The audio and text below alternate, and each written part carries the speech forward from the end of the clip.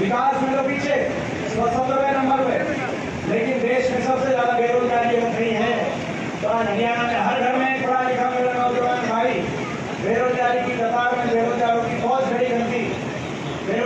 हरियाणा के नौजवान को समझ नहीं आ रहा कि भविष्य अंधकार में इस खट्टर सरकार से कटे ना तो प्राइवेट में निवेश हुआ कि रोजगार मिले ना सरकारी क्षेत्र के अंदर रोजगार छोड़े, सरकारी क्षेत्र में या तो रोजगार समाप्त कर दिए, बड़ी बड़ी कंपनियों को सरकारी बहुत से सरकारी क्षेत्रों के अंदर प्राइवेट की तरफ, और कुछ अगर बचे तो उनको कच्चे कर दिए, कहीं पॉइजन निकल ले आए, कहीं अग्निमात योजना लेके आ गए। और अगर कच्चे नहीं रहे कुछ भर्तियां निकालनी तो भर्ती घोटालों की भेंट को भर्तियां चढ़ी, और फिर भी अगर कोई ले देके एक आदि कोई लिस्ट आ जाती है तो वो जो लिस्ट आती है उसमें हरियाणा से ज्यादा हरियाणा के बाहर के बच्चों का नंबर। ऐसी सरकार बेरोजगारी में देश में नंबर 1 बना दिया हरियाणा के। महंगाई ने आज हर घर का बजट बिगाड़ दिया। 400 रुपए का सिलेंडर था, बीजेपी कहती थी बहुत हुई महंगाई की बात की बात, बीजेपी सरकार 2014 में 400 रुपए का सिलेंडर था, अब वो सिलेंडर कितने में चला गया मुझे आपको बताने की जरूरत नहीं, दुगना भी नहीं तिगुना के बिजली पहुंचाने का काम हुआ। आज महंगाई ने चाहे डीजल पेट्रोल रसोई गैस का सिलेंडर बिजली का बिल स्कूल का खर्चा, आज हर घर का महंगाई से बजट बिगाड़ दिया। बेरोजगारी में देश में नंबर 1 इस खट्टर सरकार में। बेरोजगारी ऐसी कि नौजवान क्या करे, कहीं कोई नशे की तरफ, कहीं कोई अपराध की तरफ, कहीं कोई घर बार बेच के विदेश की तरफ, जहाँ कोचिंग सेंटर होते थे हर शहर के अंदर, आज कोचिंग सेंटरों की जगह बाहर भेजने के सेंटर चले गए। मैं अभी पीछे अमेरिका गया, वहाँ ये बता रहे थे कि केवल अमेरिका में पिछले कुछ महीनों में 15,000 बच्चे हरियाणा से अपना घर बार बेच के कोई डंकी के रास्ते, कोई सीधे रास्ते, कोई पीछे रास्ते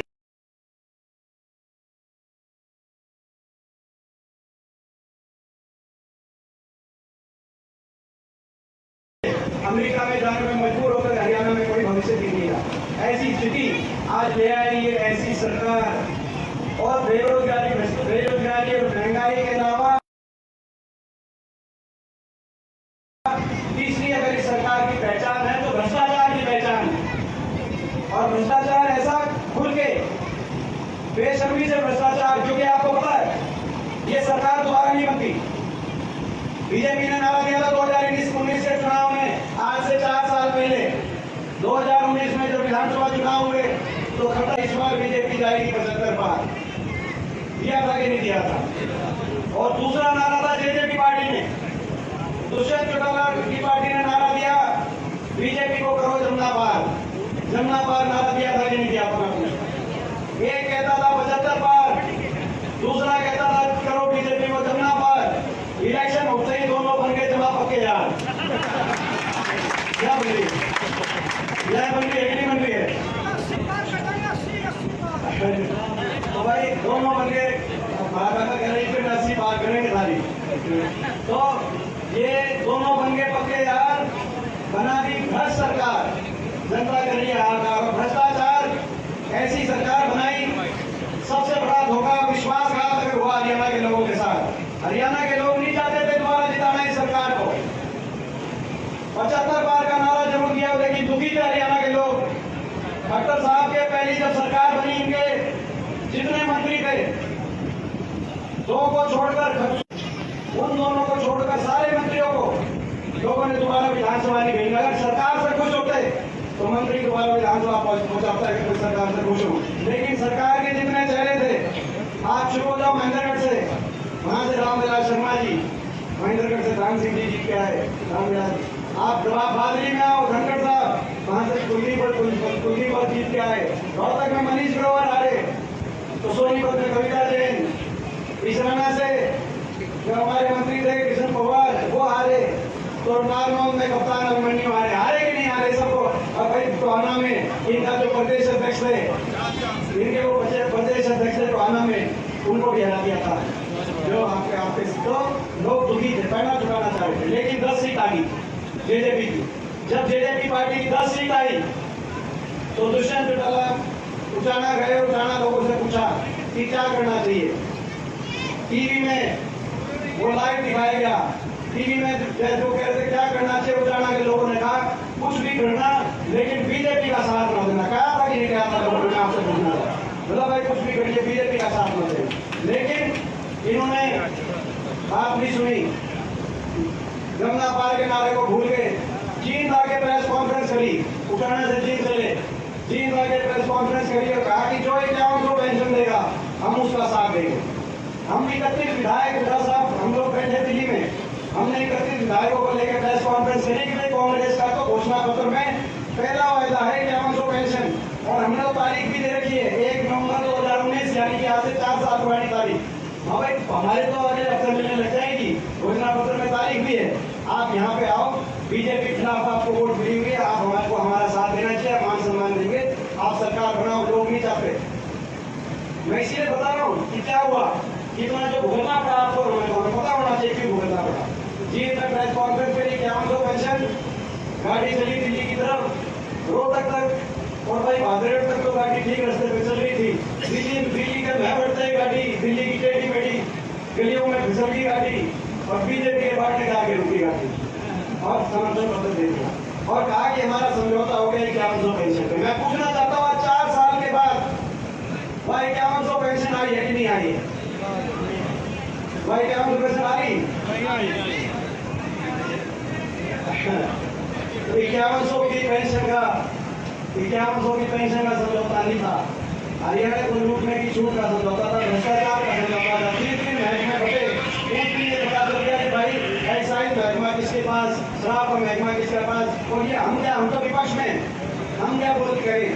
ये तो सारी लिस्ट हमारे पास तो हो सकता है भाई आधी लिस्ट की कमी हो, कौन सा महकमा किसके पास, सारी लिस्ट दादा फोटो लिए बैठे हुए बहुत बढ़िया, खोपड़े मिला जीवन लग रहा है, वो कही थी कि नहीं कही थी? यानी कि भ्रष्टाचार के लिए आपने लोगों के विश्वासघात कर दिया। आपने राजनीति में नैतिकता की जगह होती है। आज मैं कुछ कहूँ, मैं पीछे मैं देखता था, पिछली बार 9 साल हो गए देश में जब से सरकार बनी, आंख में आंख मिला के देश की सबसे बड़ी पंचायत में लड़ाई लड़ते हैं। वहां में मुझे 9 साल से सांसद, विपक्ष के सांसद के रूप में मैं आप समझ सकते हो, आपके बीच में कहूँगा, किसके बीच में कहूँगा। पिछली बार तो फिर भी विपक्ष में 2 सांसद थे, एक हिसाब से ये भी थे, दुष्यंत भी थे पिछली 2014 से 2019 में। अब मैं देखता था किसान आंदोलन में जब मैं खड़ा हो गए, एक तरफ प्रधानमंत्री, एक तरफ हम लड़ाई लड़ते थे, तो हरियाणा के 15 सांसद में से 14 बीजेपी के। कितना अकेला आपके बेटे ने महसूस किया होगा, आप अंदाजा लगा सकते हैं। तो ये आज तो इसलिए हुआ कि हरियाणा के लोगों की कमी नहीं है, लोगों ने, मगर जिन्होंने विश्वासघात किया और बीजेपी के साथ अपनी सौदेबाजी करी, बीजेपी के साथ अपने चले गए, उन लोगों की कमी है। और आज आप और हमको ये फैसला करना, क्योंकि आखिरी साल में गाड़ी आ गई, क्या करेंगे उस फैसले के लिए। ये विपक्ष आपके समझ का प्रोग्राम, हिसार में 20 अगस्त की रैली, विपक्ष आपके समझ की रैली, इस रैली में तोड़ होना है, इस रैली में 2 तोड़ होंगे, क्योंकि एक साथ बचा है, उस दिन आह्वान कर देंगे। पहला तो तोड़ ये होना है कि हरियाणा में आगे क्या होगा, कि हरियाणा में बदलाव होगा, परिवर्तन होगा।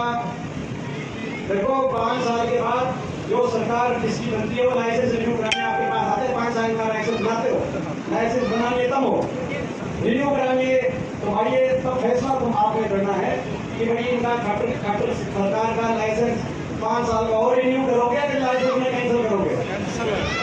कैंसिल करोगे तो नहीं करोगे, नहीं बता दो भाई। तो कैंसिल कैंसिल भी करो, काट के बनाओगे। तो भाई कैंसिल का लाइसेंस कैंसिल करना है तो एक रास्ता है, एक लड़ाई। और मैं इसलिए बात बताई, सरकार अगर ये सरकार नहीं बनती दोबारा, आपको हमको भुगतना नहीं पड़ता है। ऐसी सरकार जिन्होंने काम नहीं भी करते। मैं एक बात और आपको कहना चाहता हूँ, आज ठीक है बेरोजगारी, महंगाई, विकास का भत्ता बिठा दिया, खेलों का भत्ता बिठा दिया, खिलाड़ियों का, लेकिन ऐसी सरकार जिन्होंने काम नहीं भी करते तो काम चला लेते, लेकिन इन्होंने तो काम बिगाड़ दिया। आपका हमारा ऐसा अपमान, हर वर्ग का अपमान, कोई वर्ग ऐसा नहीं जिसको सड़क पर आना पड़ा, कोई वर्ग ऐसा नहीं जिनको अपमानित ना करा सरकार में। किसान 1 साल तक बैठा रहा सड़क पे, 750 किसानों के घरों के चिराग बुझ गए, 750 किसानों के चूल्हे बंद हो गए घरों के। ऐसे परिवार में, एक परिवार में, क्योंकि हमारी जिम्मेदारी लगाई है साहब में कि हर परिवार में जाना 2-2 लाख रुपए की आर्थिक मदद, सारे विधायक मिलकर आर्थिक मदद आएंगे। ऐसे किसी के 3 बेटियां हैं, आधे किले का जमींदार था, किसी के पूरे बाप है, उनका नहीं पता, उन 3 धरनों से वो सब वापिस आए। मगर ऐसी तानाशाह सरकार है जिसने उसके बावजूद उनके मदाम लगाने की बजाय उनका अपमान करने का काम किया। किसान का अपमान, कर्मचारी गए ओल्ड पेंशन स्कीम पे खिदमत फंसाए, मनरेगा के मजदूर गए, गरीब आदमी अपने दिहाड़ी बढ़वाने लाठीचार्ज, गांव के सफाई कर्मचारी और गांव के चौकीदार अपना मानदेय बढ़वाने गए, उन पे लाठीचार्ज। आशा वर्कर, आंगनबाड़ी, हमारी महिलाएं, उन पे पानी की बौछार, उन पे लाठीचार्ज। आशा वर्कर दोबारा बैठी है। सरपंच सोच करते हैं कि सब पे लाठियां बरसाई जा रही हैं, कम छोटी सरकार हो तो हम मार भी नहीं बरसाई जाएंगी। लेकिन सरपंच गए तो सरपंचों की अच्छी तसल्ली कोई ऐसा वर्ग, हमारी महिलाएं, हमारी खिलाड़ियां, हमारी ऐसी खिलाड़ी बेटियां जो ओलंपिक में मेडल लेके आई थी, जिनका सम्मान होना चाहिए था, हरियाणा जिनका सम्मान होता था जब सरकार थी, जो आपके हमारे गौरव के रूप में हम जिनको देखते हैं, उनको दिल्ली की सड़कों पे घसीटा जा रहा था। ऐसा अपमान देश में किसी का नहीं हुआ। मैं अपने कार्यकर्ताओं से कहना चाहता हूँ, क्योंकि मैं उस देश की सबसे बड़ी पंचायत में आपके आशीर्वाद से मेरे बैठने का अवसर मिलता है, और दुर्भाग्य से जब हो रहा था तो विपक्ष का हरियाणा के एक बार सांसद के रूप में मुझे मौका मिलता था। ऐसा अपमान देश में शायद किसी का नहीं हुआ हो जो आपका, हमारा हरियाणा के हर वर्ग का जो अपमान इस सरकार ने किया है। और इसीलिए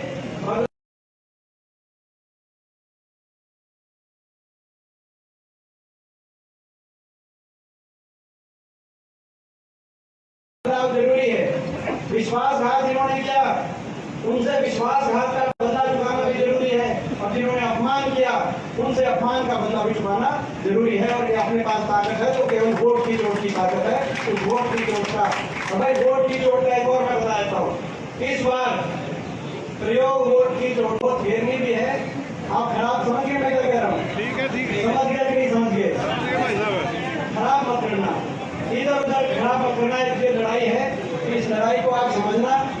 इस लड़ाई में बहुत लोग, इस लड़ाई के अंदर आपको रोकने के लिए बहुत ताकतें लगेंगी, मगर हमारे पास आपके आशीर्वाद की ताकत रहेगी, तो इस लड़ाई में आप आ जाएंगे। उस आशीर्वाद की आपको आवश्यकता, और इसीलिए हमने संकल्प लिया है। जो दो बातें कहकर अपनी बात खत्म करता हूँ। एक तो हमारे हाथ से हाथ जोड़ोगे कुछ संकल्प है वो कहते हुए, और उसके बाद देखो, जहाँ तक अपने गांव की बात है और इस इलाके की बात, ये अपने गांव में जब अपनी सरकार की, तो चाहे वो माइनर की बात हो, चाहे उसके बाद माइनर पे जब काम मिला तो ज्यादा भी आए, सरकारी सरकार में मिला हुआ, उसके बाद चाहे घर में रीजनल सेंटर की बात हो, जो हो सका था। हालांकि यहाँ से हमारे विधायक नहीं थे, और ऐसे ही चीन में जब हमारी सरकार थी 2009 से 14 तक कोई विधायक नहीं था। आप अंदाजा लगाओ अपनेपन की बात।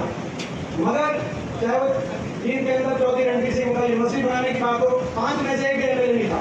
चाहे यूनिवर्सिटी की बात हो, चाहे 4 लेन सड़कों की बात हो, चाहे चीन के अंदर अस्पताल की बात हो, कॉलेज की बात हो, स्टेडियम की बात हो, रेल की लाइन की बात हो, चारों तरफ होने की बात हो, सबसे बड़ी बात विश्वविद्यालय, यूनिवर्सिटी, क्योंकि अब आने वाली पीढ़ी हमारे साथी, तो इस विश्वविद्यालय पूरे प्रदेश में आप अंदाजा लगा सकते हो। सरकार, सुबह साहब की सरकार जो 9 से 14 तक थी, पूरे प्रदेश से कोने कोने के विधायक थे, लेकिन चौधरी रणजीत सिंह जी के नाम से अगर यूनिवर्सिटी बनाने की बात आई तो जींद के अंदर वो यूनिवर्सिटी से पहले कोई यूनिवर्सिटी के अंदर बनाने का काम करती, 5 में से 1 भी एमएलए नहीं। ये अपने मन की बात, क्योंकि हम सारे, भाई सारा अपना हरियाणा एक है और ये इलाका तो एक है।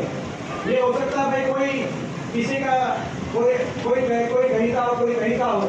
ये हो सकता है कि भाई मेरा गांव रोहतक में हो, मेरी जो है मेरे माँ में हो सकता है सोनीपत में, और मेरी दादी हो उसके डूमर गाँव में। बात ये ना, सारे बड़े मिले हैं, सारे बड़े मिले हैं, सारे एक हैं। जब चोट पड़ती है तो सबको दर्द एक सा होता है। लेकिन कुछ राजनीतिक लोग इस चीज का, तो मैं आपसे एक बात कहना चाहता हूँ कि मैं पूछना चाहता हूँ, जितना अपनापन आप अपनापन देखो, 5 में से 1 भी एमएलए, लेकिन चौधरी रणजीत सिंह यूनिवर्सिटी यहाँ बनवाई, आप सोच सकते हो। तो जितना अपनापन भाई जितना मेरे दिल में है, भाई मेरा तो बचपन यहाँ पे डूमर गाँव में जाना, मैं जब छोटा रहता था कम भी उतना अपना अपनी दिखाओगे कि नहीं दिखाओगे, मैं पूछना चाहता हूँ। और वो बात यही कि 5 की 5 सीट, देखो आपने इस बार भी जीत में 5 में से 4 सीट बीजेपी हरा रखी है, 4 सीट। मगर आज आप देखो केवल एक विधायक, गांगुली जी केवल एक विधायक खड़े विपक्ष में, एक विधायक बीजेपी के खिलाफ जब आपका और हमारा अपमान हो तो एक विधायक आपके साथ खड़े थे, बाकी जो 4 थे वो सारे आपने नहीं दिलाए, लेकिन चले गए सारे 1 बजे। तो भाई अगली बार इतना जुगाड़ कर देना कि कभी जीत में अगर 5 की 5 सीट आ गई, मैं आपको विश्वास दिलाता हूँ बाकी पूरे हरियाणा में जो है भाई इतनी अपने बच्चे की अपने भाई की बात मान लेना, बाकी 5 की 5 की सीटों का जिम्मा आप लेना और बाकी पूरे हरियाणा में आपकी सरकार बनवाने का जिम्मा लेने का कोशिश।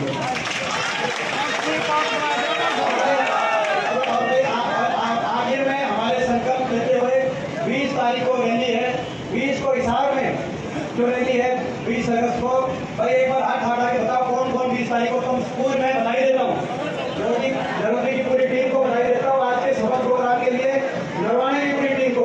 मगर 20 की रैली में पहुंचना है और जो हमारे संकल्प क्या है भाई, हाथ से हाथ जोड़ेंगे, हरियाणा में MSP की गारंटी से किसान को जोड़ेंगे, 100 गज के प्लॉट से गरीब परिवार को जोड़ेंगे, मकान से जोड़ेंगे, 300 यूनिट फ्री बिजली से जोड़ेंगे और बड़े बुजुर्गों को देश में सबसे ज्यादा 6000 ग्राम पेंशन से जोड़ेंगे।